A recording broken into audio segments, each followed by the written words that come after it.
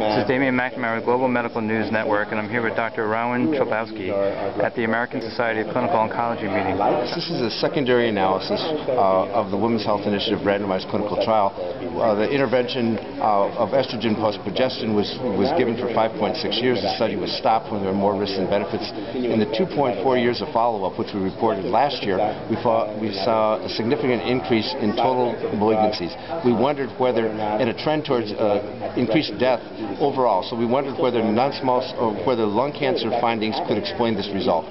So we went and recovered the charts of the patients who had lung cancer, centrally adjudicated those values, and then looked at their outcome by treatment arm.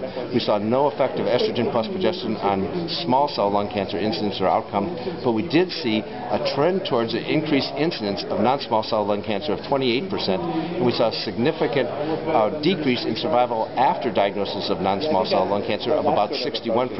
When we put those together, you get an increase in the overall population of about 87% in risk of death from non-small cell lung cancer. Now, importantly, to put it in perspective, 50% of the women were never smokers, 40% were past smokers, and 10% were current smokers. In the never smoker category, the absolute risk was extremely small, pretty much negligible. But in the current smokers, it looked like the risk was about 1 in 100 of having an otherwise avoidable death from non-small cell lung cancer. So that was our finding. The question is this type of secondary analysis reliable enough to fully inform clinical practice? I think on the cautious side, it seems like women who are smoking should not use combined hormone therapy, or should, if they're using combined hormone therapy, they should stop tobacco use. How applicable is it to the way women are taking hormone replacement therapy now, and kind of what is the message clinicians should be giving these women? Yeah, it's a good question. I mean, the standard combined hormone therapy, even with the same agents, is about half the dose that it was then. And I think there's maybe a trend for women to want to be a little bit more guarded about continuing for long periods of time.